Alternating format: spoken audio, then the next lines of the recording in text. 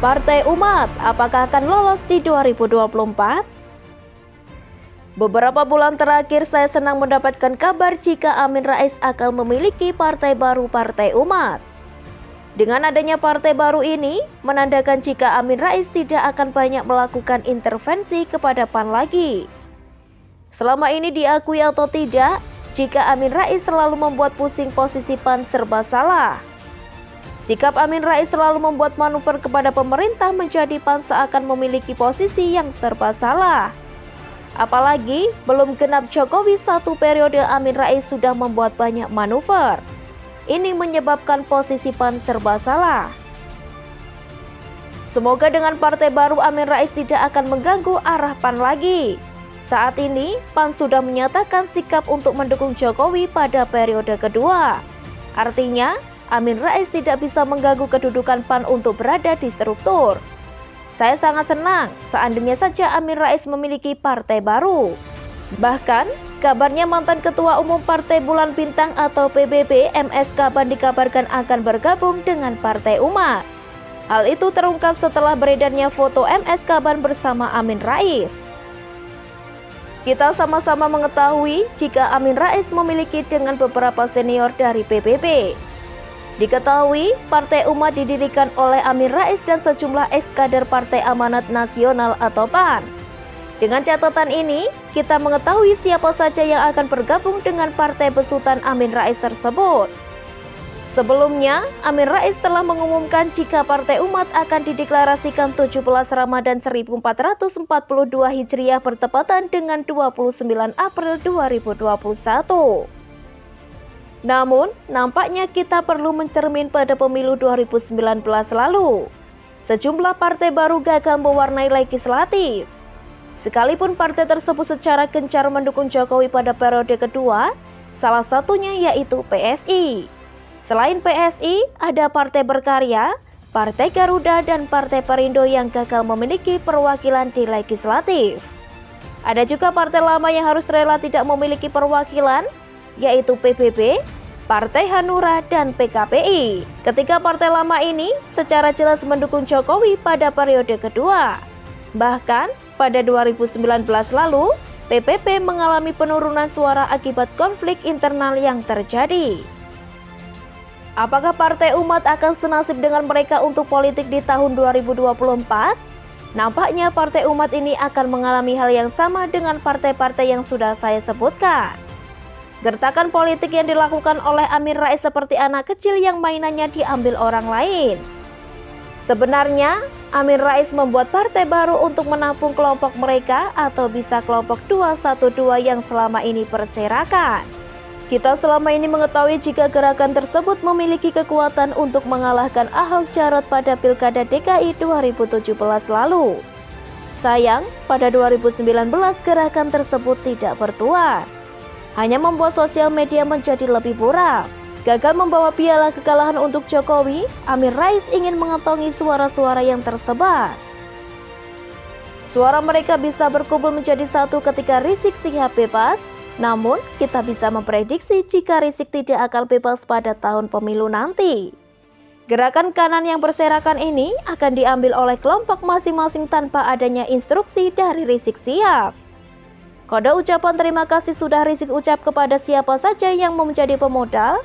Kode ucapan terima kasih sudah Rizik ucapkan kepada siapa saja yang menjadi pemodal dia dari gerakan aksi hingga dirinya pulang dari Arab Saudi. Tanda-tanda tersebut seolah menjadi kode kepada para pemodal. Kita sama-sama mengetahui jika para pemodal Rizik ini memiliki keinginan untuk menang pada tahun politik 2024, yang mana mereka sudah memiliki kendaraan politik masing-masing. Kantong suara sudah jelas sehingga dapat dipastikan Amin Rais tanpa Rizik Syihab partainya tidak akan berarti apa-apa hingga 2024. Apalagi hingga saat ini Amin Rais terus melakukan manuver kepada pemerintahan dengan menggaungkan hal-hal yang cukup konyol. Menggaungkan perihal PKI yang katanya bangkit kembali. Sayangnya semua itu mimpi dalam otak Amin Rais, tidak benar-benar ada. Perihal PKI menguat sudah berulang kali terjadi untuk menjatuhkan Jokowi pada periode pertama. Isu PKI pun sudah diklarifikasi Jokowi sejak lama pada Pilpres 2019. Jokowi mengatakan jika foto yang tersebar hanya hoax. Jika sampai saat ini masih ada isu tentang kebangkitan PKI dengan Jokowi, kita sama-sama tahu siapa yang membuat isu tersebut selama ini.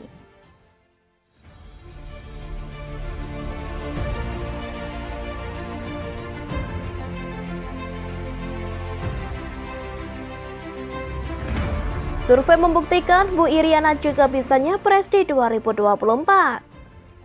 Apa kesamaan antara Presiden Jokowi dan Ibu Iriana? Menurut pengamat saya, mereka sama-sama bukan orator ulung. Kemampuan berbicara di depan publik berapi-api sambil berdebat di sana-sini memang bukan kelebihan seorang Jokowi dan Iriana. Mereka berdua cenderung sedikit bicara, namun hangat terhadap siapa saja yang mereka temui. Nah, ini keunggulannya. Padahal kalau bicara politisi, kemampuan berorasi di depan publik itu merupakan kemampuan yang hampir wajib dan akan mendukung karir politiknya. Namun, Presiden Jokowi sudah membuktikan kemampuan otak dan bekerja lah yang menjadi kekuatan utama dalam memenangkan pemilu. Bayangkan saja, 5 kali pemilihan dilalui Jokowi dengan sukses. Saya juga yakin seandainya dimungkinkan untuk dipilih kembali, Jokowi masih bisa memenangkannya. Tentunya Presiden Jokowi tidak haus kekuasaan semacam itu. Beliau sudah menegaskan bahwa 3 periode itu is a no. Walaupun saya pribadi sih ngarep Presiden Jokowi terpilih kembali. Tapi ya mau gimana lagi. Kembali ke soal hangatnya pribadi Presiden Jokowi dan Ibu Iriana. Memang Ibu Iriana tidak terlihat punya gebrakan-gebrakan sendiri. Lebih banyak tampil sebagai pendamping Presiden Jokowi. Namun, saya yakin pribadi Ibu Iriana yang sudah menghasilkan anak-anak berkepribadian baik, ramah dan tidak pongah, itu tidaklah lepas dari perhatian publik. Kalau ibu negara sebelumnya dikenal dengan kerap membawa kamera DSLR berlensa tele sehingga bikin seram, maka Ibu Iriana adalah sosok yang sama sederhananya dengan Presiden Jokowi. Sosok yang impossible, yang ramah dan gampang didekati. Jadi magnet buat rakyat banyak. Beliau juga gampang ikut dan menyesuaikan diri dengan siapapun yang sedang ada di dekatnya. Meruntuhkan citra bahwa ibu negara itu seperti ratu yang eksklusif. Ini juga kelebihan sosok Iriana Jokowi. Wajar saja ketika dalam sebuah survei elektabilitas Capres 2024, nama Iriana langsung melonjak tinggi. Sampai disebut sebuah media online rmol.id di judulnya dengan kata-kata Iriana Jokowi Capres terkuat kedua dari kalangan perempuan. Kangkai Risma hingga Kofifa. Hehehe, hiperbola ya, tapi benar sih. Survei yang dirilis oleh Lembaga Penelitian Masyarakat Milenium LPPM ini memang hasilnya sangat menarik. Ternyata lebih banyak responden yang menginginkan sosok presiden perempuan pada tahun politik 2024, yakni sebanyak 46,9%. Hanya 38,7% yang menginginkan sosok laki-laki dan sebanyak 14,4% tidak mempermasalahkan gender. Lalu siapa tokoh wanita nasional yang akan dipilih jika Pilpres digelar sekarang? Puan Maharani menempati urutan pertama dengan perolehan 20,8%. Iriana Jokowi di tempat kedua dengan angka bersaing 17,7%. Diikuti oleh Sri Mulyani 15,8%. Kofifa Indar Parawansa 14,6%, Tri Risma hari ini 11,8%, Grace Natali 5,2%, dan tidak memilih sebanyak 14,1%. Sementara dari tokoh pria nasional hasilnya berikut ini. Airlangga Hartarto 15,7%, Ganjar Pranowo 10,2%, Muldoko 9,1%, Mohaimin Iskandar 8,4%, Anies Baswedan 7,2%, Yakut Khalil Qaumas 7,1%, Tito Karnavian 6,4%, Gatot Nurmantio 6,2%, Prabowo Subianto 5,1%, AHY 3,1%, dan beberapa tokoh lain sebesar 5,7%, serta yang tidak memilih sebanyak 15,8%. Tapi tentunya kita tidak akan membahas bapak-bapak ini lebih lanjut. Sangat menarik ketika melihat hasil survei tokoh-tokoh wanita. Puan Maharani memang kerap muncul di berbagai survei elektabilitas. Jadi ya wajar kan namanya ada di sana. Namun, berbeda halnya dengan Iriana Jokowi. Ini pertama kalinya nama Iriana masuk dalam bursa Capres 2024 dan langsung menempati urutan kedua. Dengan perolehan suara lebih banyak ketimbang tokoh pria nomor teratas, juga lebih banyak dari suara yang tidak memilih. Sosok Iriana nampak awet muda, tidak terlihat galak maupun stres. Selalu ceria mendampingi Presiden Jokowi, murah senyum dan gampang akrab dengan siapa saja. Mungkin karena sifat beliau yang down to earth, jadinya awet muda. Ayo, siapa yang hafal berapa usia Ibu Iriana sekarang? Hehehe, saya pun mesti Google dulu. Ibu Iriana lahir pada tahun 1963, sekarang usianya 58 tahun, dan nanti pada 2024 akan berusia 61 tahun. Hillary Clinton yang jauh lebih tua, kelahiran tahun 1947, juga majunya nyapres kok. Usia kan hanya angka, kesehatan dan kebugaran itu tergantung orangnya.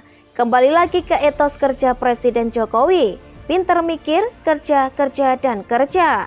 Yang penting uang rakyat selamat dan bermanfaat di tangan orang yang amanah. Memang pencapresan juga tergantung sama partai politik. Kita masih punya waktu beberapa tahun untuk menentukan pilihan maupun bagi capres untuk siap nyapres.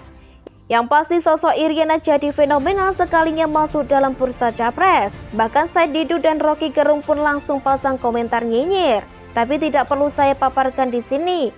Nggak penting, hehehe, selalu dari kura-kura.